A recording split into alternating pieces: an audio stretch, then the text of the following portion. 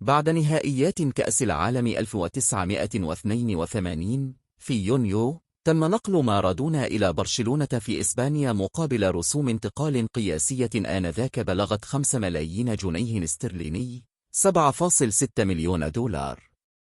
في عام 1983 وتحت قيادة المدرب سيزار لويس فاز برشلونة كأس الملك بفوزه على ريال مدريد، وفاز بكأس السوبر الإسبانية بفوزه على أتلتيك بلباو. في 26 يونيو 1983 فاز برشلونة على ريال مدريد في واحدة من أكبر مباريات الأندية في العالم، الكلاسيكو، وهي مباراة سجل فيها مارادونا وأصبح أول لاعب في برشلونة يتلقى التصفيق من قبل مشجعي ريال مدريد.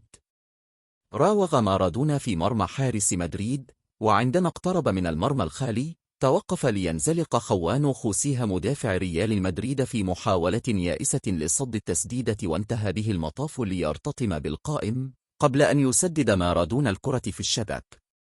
طريقة الهدف أدت إلى بدء كثيرين داخل الملعب في التصفيق، فقط رونالدينيو في نوفمبر 2005 وإنيستا في نوفمبر 2015 حظي بتلك الحفاوة من مشجعي مدريد في سانتياغو برنابيو وهم يمثلون برشلونة. بسبب المرض والإصابة وكذلك الأحداث المثيرة للجدل في الملعب، قضى مارادونا فترة صعبة في برشلونة.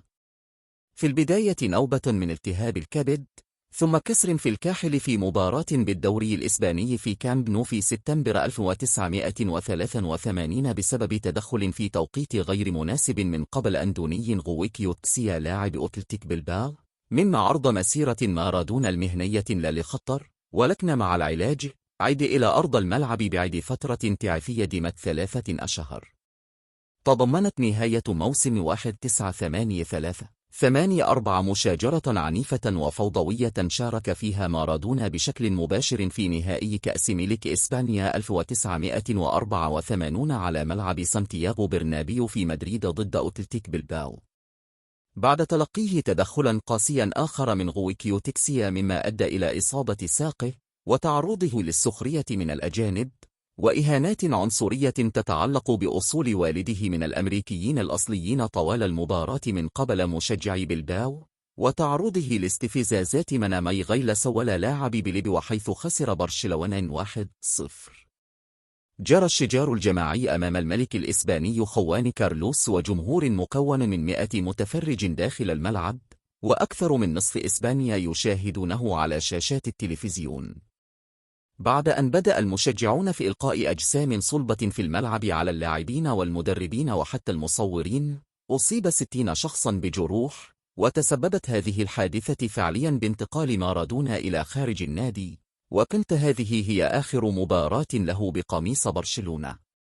صرح أحد المديرين التنفيذيين في برشلونة: عندما رأيت تلك المشاهد لمارادونا وهو يتعارك والفوضى التي أعقبت ذلك، أدركت أنه لا يمكننا المضي قدما معه.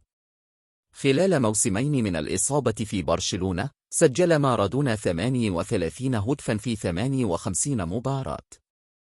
انتقل مارادونا إلى نابولي في الدوري الإيطالي مقابل رسوم انتقال قياسية آخري بلغت 6.9 مليون جنيه استرليني، 10.48 مليون دولار.